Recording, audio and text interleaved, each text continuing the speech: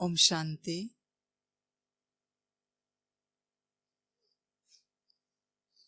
अव्यक्तवाणी 20 मार्च 1969।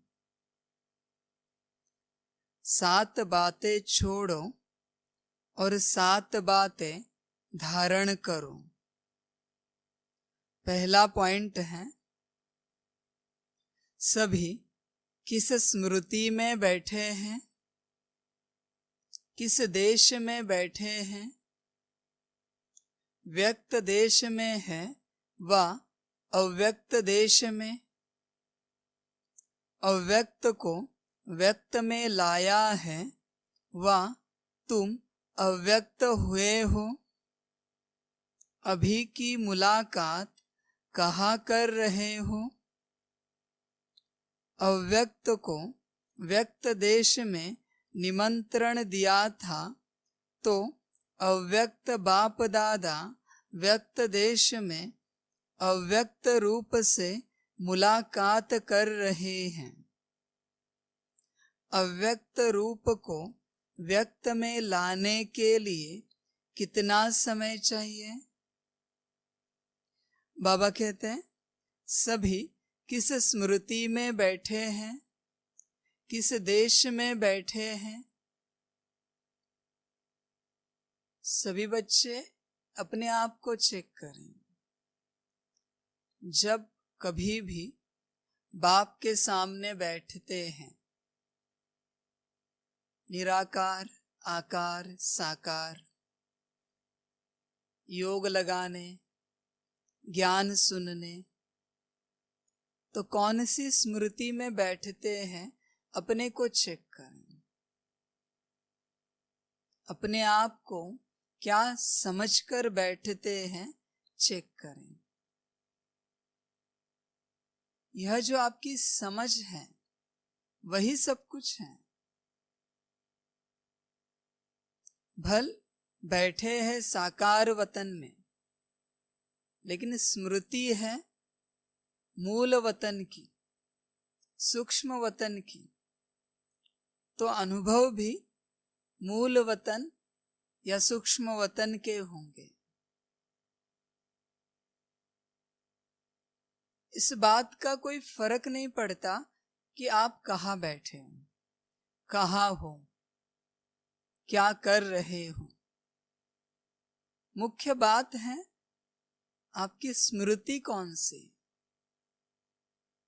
कोई बच्चे हैं जो मधुबन में बैठते हैं बाबा के कमरे में, लेकिन स्मृति नहीं होती कि हम बाबा के कमरे में बैठे हैं, तो अनुभव कहाँ से होगा? जैसे स्मृति वैसे शक्ति, मना अनुभव। अगर आपकी स्मृति लौकिक दुनिया की है, इस दुनिया के विचारों की है, तो आप कमजोर हो जाएंगे। लेकिन अगर आपकी स्मृति मूल वतन की है, बाबा के याद की है, तो शक्तिशाली बनेंगे। हर समय, हर सेकंड आप किसी न किसी स्मृति में रहते हैं। तो जैसे स्मृति वैसे शक्ति, अनुभव और वैसे प्राप्ति। स्मृति, शक्ति और प्राप्ति। अगर आपको प्राप्ति नहीं हो पा रही है, तो जरूर स्मृति में गड़बड़ है। कोई बच्चा बहुत अच्छा भोजन बनाता है, लेकिन किसी दिन वह इस स्मृति में नहीं है, किसी और विचारों में है, तो भोजन में वो स्वाद नहीं आएगा, क्योंकि उसको ध्यान नहीं था, स्मृति नहीं थी कि हम भोजन बना रहे हैं। भोजन में वो ताकत नहीं मिलेगी। अगर स्मृति है तो हमेशा जैसे बहुत अच्छा भोजन बनाते हैं, वैसे ही बहुत अच्छा भोजन बनेगा और सबको पसंद आएगा, सभी संतुष्ट हो जाएंगे। उदाहरण की बात है। तो हर कार्य में आप किस स्मृति में रहते हैं, अपने को चेक कीजिए। जब बाबा के सामने बैठते हैं तो किस स्मृति में बैठते हैं। अगर कोई लेबल है तो ज्ञान अंदर नहीं उतरेगा, उस लेबल के बाहर ही रहेगा। जहां लेबल होता है वहां ज्ञान नहीं उतरता, क्योंकि कोई टाइटल लेकर आए हैं, देह भान में है। टाइटल माना देह भान। आत्मिक स्थिति में बाप के सामने बैठे हैं तो मिलन मना पाएंगे, अनुभव कर पाएंगे। जो जो शिक्षाएं बाप दे रहा है सभी धारणा में आ जाएंगे। बाबा मुरली द्वारा शिक्षाएं दे रहा है, लेकिन अगर आपसे धारणा नहीं हो रही है तो उसका मूल कारण है आप उस स्मृति में नहीं बैठते जिस स्मृति में बैठना चाहिए। तो यह समझ की बात है कि जब भी याद में बैठते हैं, मुरली सुनने बैठते हैं, मिलन करने बैठते हैं, तो किस स्मृति में बैठते हैं, अपने को चेक कीजिए। बाबा पूछ रहा है किस स्मृति में बैठे हैं, किस देश में बैठे हैं। भल यहां है, लेकिन अगर आपके स्मृति में यह है कि आप निराकार मूल वतन में बैठे हैं, आकारी वतन में बैठते हैं, तो अनुभव वही हो। इस देश का, इस लोक का अनुभव नहीं होगा, उस लोक का अनुभव होगा। अपने को चेक कीजिए, हर समय आपकी स्मृति क्या रहती है। बाप के सामने याद करने के वक्त सिर्फ मैं एक आत्मा हूं और कोई लेबल नहीं लगाऊं। जब तक संपन्न और संपूर्ण नहीं बनते, मैं बाप की संतान हूं, मैं एक आत्मा हूं,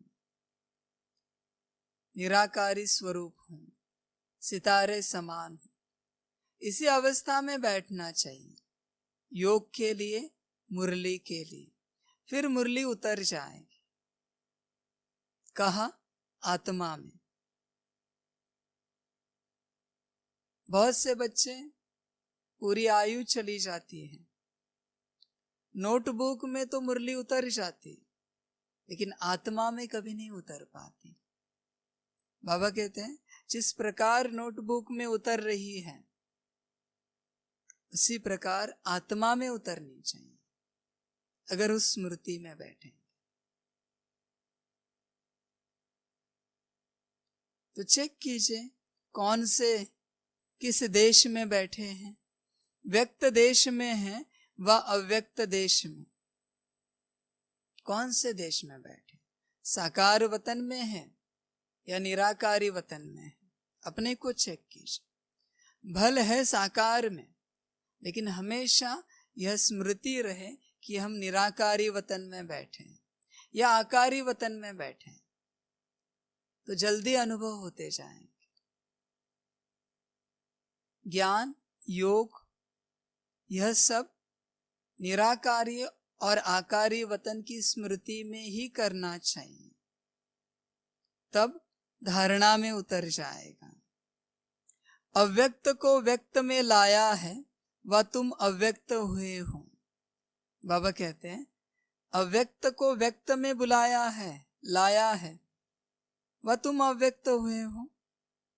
बहुत बार बच्चे देह अभिमान में रहते हैं और बाबा के लिए भी समझते कि बाबा भी इस साकार वतन में बैठा है, व्यक्त में बैठा है।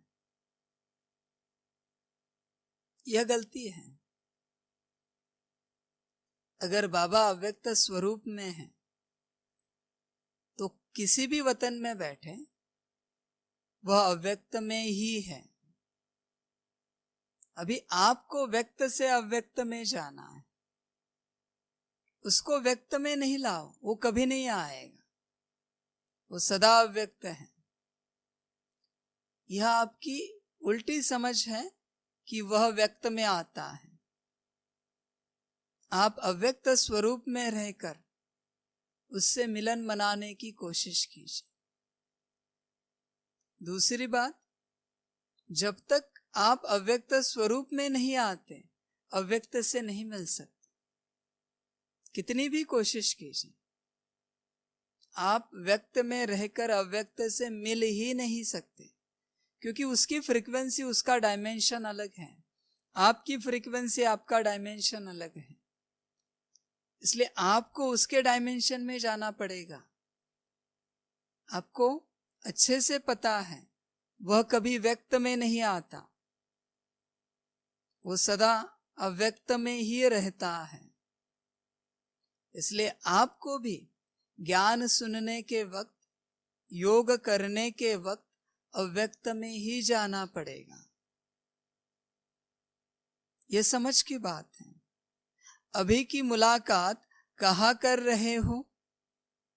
बाबा पूछ रहे कि मुलाकात कहाँ कर रहे हो? बहुत से बच्चे कहते हैं साकार वतन में। मुलाकात नहीं होगी।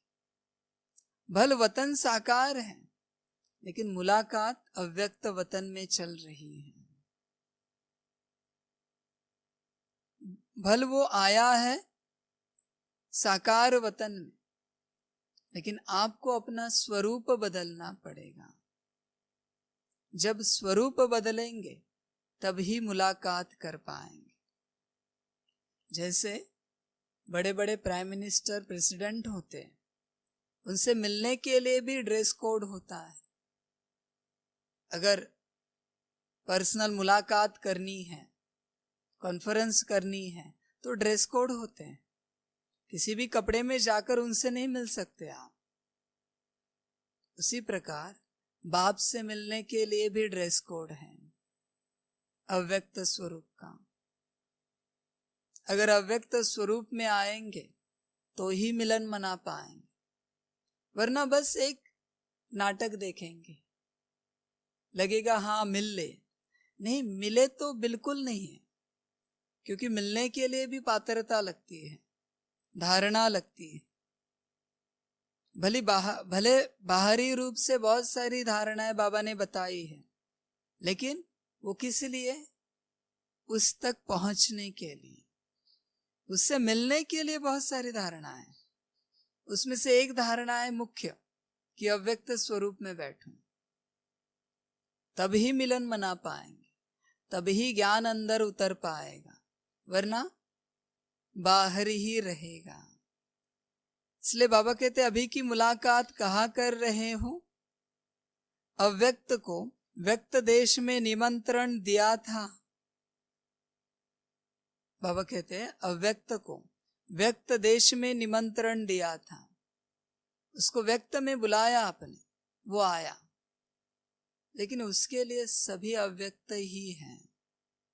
वो जिस भी वतन में रहता है, अव्यक्त वतन की ही अनुभूति है। अगर आप कर पाओ तो साकार दुनिया को भूल जाना और सदा उसी के साथ उस समय में रहना, ना अव्यक्त वतन की अनुभूति, और कुछ भी नहीं। जब तक देह भान है, साकार दुनिया बुद्धि में याद है, उससे मिलन नहीं मना सकेंगे। अपने को उससे मिलन मनाने के लिए उसके पात्र बनाओ, उसके जैसा बनाओ, तभी मिलन मना पाएंगे। वो जो चाहता है उस प्रकार चलो, उस प्रकार करो, तो ही मिलन की अनुभूति होगी, वरना नहीं होगी। भावना से मिलन मनाना और ज्ञान से स्वरूप में आकर मिलन मनाना अंतर है। भावना से मिलन नहीं मनाओ। ज्ञानी होता है, उसके पास भी भावना होती, लेकिन ज्ञान के साथ जब भावना होती है तो उसकी प्राप्ति कुछ और होती है, उस मिलन की। बिना ज्ञान के सिर्फ भावना होती है तो वह भक्ति हो जाती।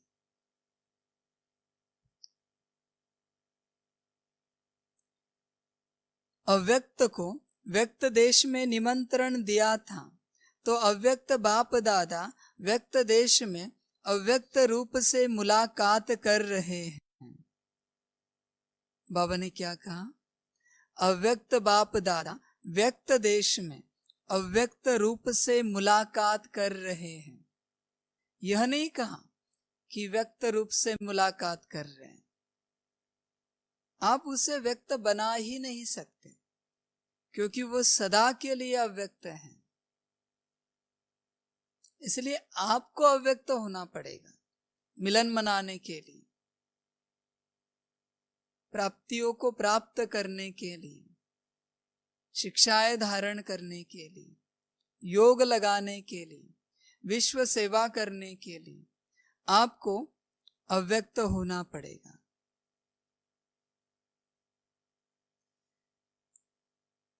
बाबा कहते हैं अव्यक्त रूप को व्यक्त में लाने के लिए कितना समय चाहिए? किसी ने कहा अभी तैयारी है, पुरुषार्थ चल रहा है। बाबा ने कहा कितने समय की आवश्यकता है? संपूर्ण स्थिति को इस साकार रूप में लाने के लिए कितना समय चाहिए? संपूर्ण स्थिति को इस साकार रूप में लाने लिए कितना समय चाहिए? दर्पण में देख तो सकते हो ना, संपूर्ण स्थिति का चित्र साकार में देखा है। बाबा कहते हैं संपूर्ण अवस्था पाने के लिए कितना समय चाहिए? एक सेकंड की बात है, समझ की बात है। जिस समय समझ पैदा हो जाएगी संपूर्ण रीति, आप संपूर्ण बन जाएंगे। अभी भी समझ अधूरी है, अभी भी ज्ञान अधूरा है। इतना ज्ञान बाबा को समझ पैदा करने के लिए देना पड़ता है। जिन बच्चों ने अपने आप को आत्मा रूप में समझ लिया, बाप को परमात्मा रूप में जान लिया, समझ लिया और ड्रामा को समझ लिया, संपन्न संपूर्ण बन गए। लेकिन इन तीन ही बातों को समझने के लिए इतने साल लगे, आत्मा, परमात्मा और ड्रामा। ये तीन बातों को समझने के लिए इतना समय, इतना ज्ञान, इतनी सारी मुरलियां। जिसने समझ लिया उसने पा लिया। तो संपूर्ण स्थिति को पाने के लिए ज्यादा समय नहीं लगता। साकार तन जो था वह संपूर्ण कर्मातीत स्थिति नहीं थी, उसकी भेंट में बताओ। बाबा कहते साकार तन जो था वह संपूर्ण कर्मातीत स्थिति नहीं थी, उसकी भेंट में कितना समय लगेगा? अपने से चेक करो। उन जैसा तो बनना ही है। बाबा कहते हैं बाप समान बनना ही है, वही आपका एम ऑब्जेक्ट है। हर आत्मा, हर बच्चा रोज अपनी चेकिंग करता चले कि आज के दिन हम कितने % में बाप समान और बने हैं।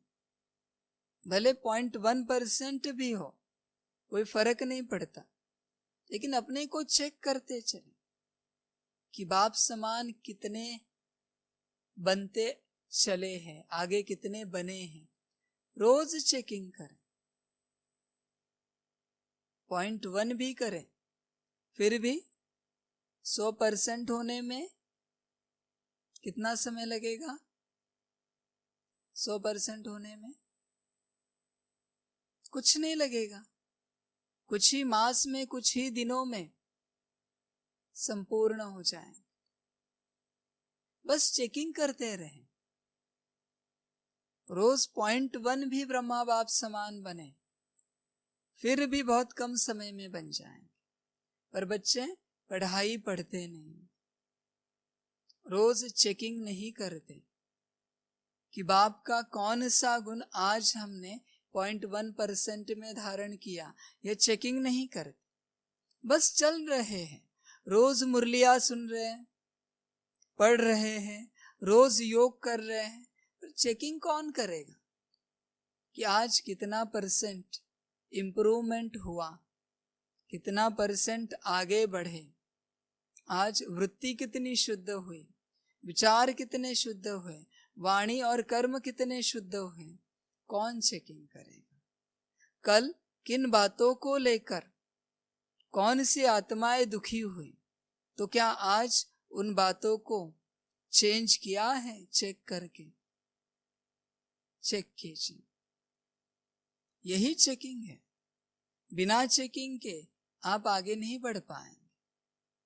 तो रोज चेकिंग कीजिए कि कौन सी बात है जो हमें भी परेशान करती है और दूसरों को भी परेशान करती है, उसे धीरे धीरे खत्म करते जाइए।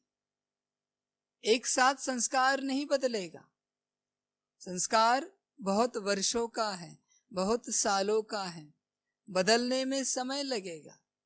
लेकिन रोज कुछ तो प्रयास करें, उस बात के लिए कुछ तो मेहनत करें। बदलने के लिए मेहनत करेंगे तो बदल जाएगा।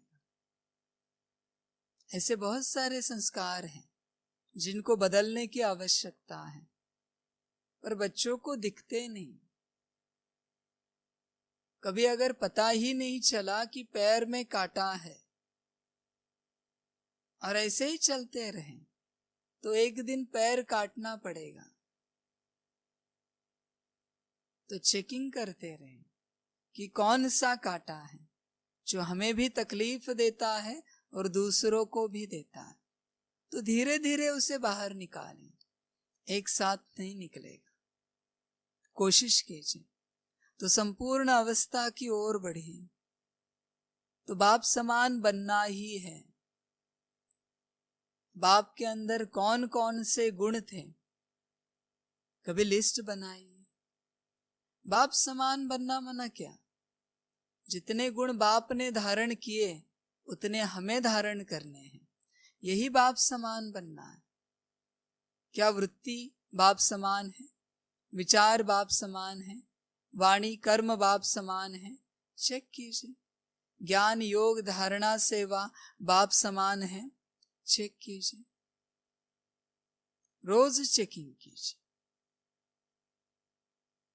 गुणों को ही धारण करना है। बाबा कहते हैं गुण ही तो धारण करने हैं, और तो कुछ नहीं दिया है।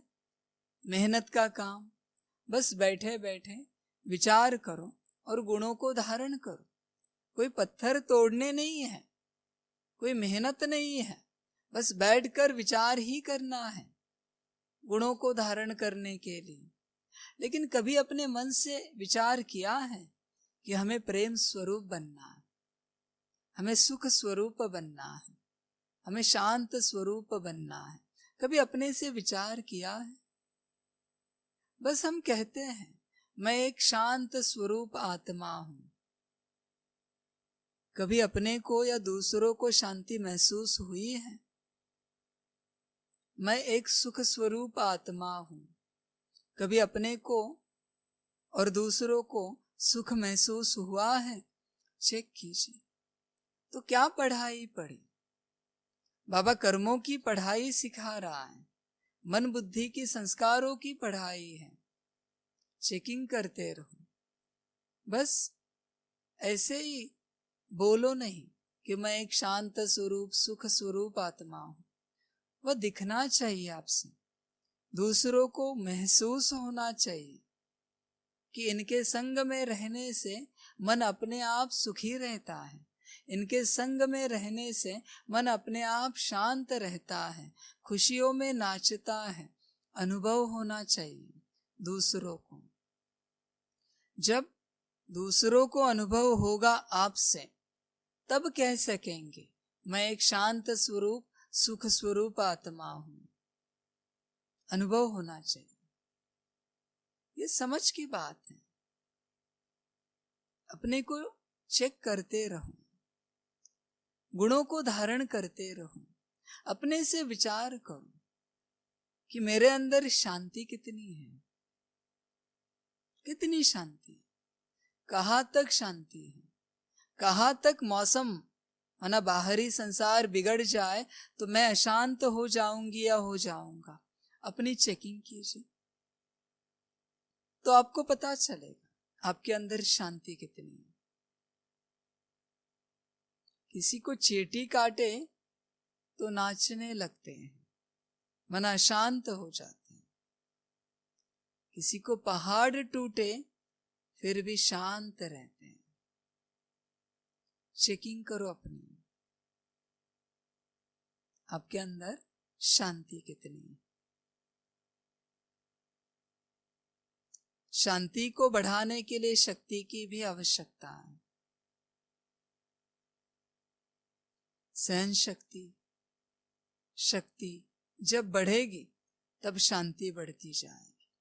ऐसे नहीं होगा कि बाहर सब ठीक ठाक है, कोई समस्या नहीं, मैं एक शांत स्वरूप आत्मा हूं, मैं बिल्कुल अशांत नहीं हूं। बाहर सब अशांत है, सब बिगड़ा हुआ है, तब शांत रह सको, तब कह सको कि मैं एक शांत स्वरूप आत्मा हूं। आपको कोई फर्क ना पड़े। जब सब ठीक ठाक होता है तो कोई भी ठीक ठाक रहेगा, लेकिन जब सब बिगड़ा हुआ है तब ठीक ठाक रह के दिखाओ, तब कह सकेंगे कि ज्ञान को धारण किया है। बाप के स्टूडेंट बनकर, बच्चे बनकर कुछ पाया है, वरना ड्रामा। इसलिए रोज चेकिंग करो गुणों को धारण करने की। गुणों को ही धारण करना है तो उनके अंतिम स्थिति और अपने वर्तमान स्थिति में कितना फर्क समझते हो, उसके लिए कितना समय चाहिए।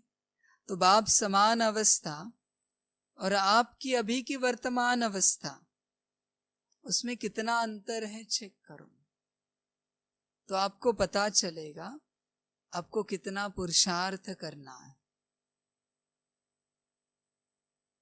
बाप समान बनना यही एम ऑब्जेक्ट है। तो चेकिंग करते रहो। जैसे किसी स्थान पर पहुंचना है तो बार बार चेक करते हो, हाँ 50 किलोमीटर बचा है, आधा घंटा लगेगा, हाँ 30 किलोमीटर बचा है, 15 मिनट लगेंगे। बार बार चेकिंग करते हो। उसी प्रकार अपनी चेकिंग करते रहो कि बाप समान बनने में अभी भी कितना समय बाकी है, कितना पुरुषार्थ बाकी है, कितनी ताकत लगानी पड़ेगी, बाप में और हमारे में कितना अंतर है। चेकिंग करते रहो। कितने गुण धारण किए हैं बाप समान, बाप की वृत्ति कैसे थी चेक करो, मेरी कैसी है। बाप की वाणी कैसे थी, मेरी कैसी है चेक करो। बाप के कर्म कैसे थे, विचार कैसे थे चेक करो। पता चलेगा आप में और बाप में कितना अंतर है। अब सच में आपकी गाड़ी आगे निकली है या जहां थी वही है, आपको पता चलेगा। तो रोज चेकिंग करनी चाहिए। बाबा कह रहे हैं उसके लिए कितना समय चाहिए। बच्चे सोचते होंगे है समय,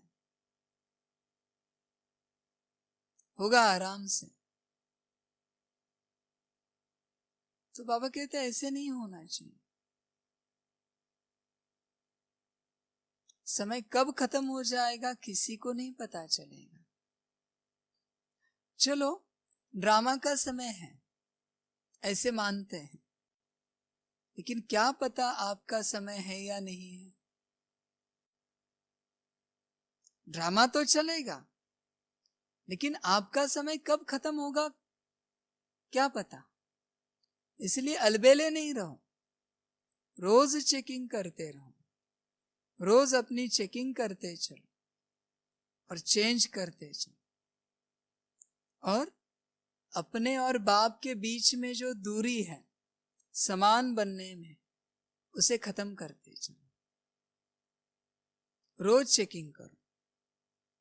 समय बहुत कम है, तो चेकिंग करो और अपने आप को चेंज करो और बाप समान बनाते चलो। जितना आप बाप समान अवस्था की ओर बढ़ोगे, उतनी खुशी दिन ब दिन बढ़ेगी, क्योंकि ऊंची अवस्था है। खुशी का बढ़ना यह प्रमाण है बाप समान अवस्था की ओर चलना। या तो खुश रहो, बाप समान अवस्था बन जाएगी, या फिर बाप समान बनो, खुशी आती जाएगी। चॉइस आपके हाथ में। अच्छा, ओम शांति। सभी बच्चों को बाप की पदम गुणा, याद, प्यार, गुड इवनिंग और नमस्ते। सदा खुश रहना, मौज में रहना और बाप की याद में रहना, और सदा एम ऑब्जेक्ट ध्यान में रखना कि आपको करना क्या है। हर सेकेंड, हर मिनट, हर घंटा, हर दिन कुछ तो आगे बढ़ो बाप समान अवस्था की ओर। ऐसा ना हो कि ये दिन व्यस्त चला जाए, कि आज के दिन में कुछ भी नहीं कर पाए, ऐसे कभी ना लगे। कुछ तो अवस्था आगे बढ़े। रोज भले चींटी समान चाल हो, कछुए समान चाल हो, लेकिन कुछ तो चाल हो। बैठे नहीं रहो, भटको नहीं। एम ऑब्जेक्ट को ध्यान में रखो, डेस्टिनी को ध्यान में रखो कि आपको कहाँ पहुंचना है, क्या करना है। बाप ने जो एम ऑब्जेक्ट दिया है उसे सदा बुद्धि में याद रखो। चलते फिरते सदा एम ऑब्जेक्ट याद रहे कि क्या बनना है, क्या करना है, और सदा आत्मिक स्थिति में रहो, बाप की याद में रहो। अच्छा, ओम शांति।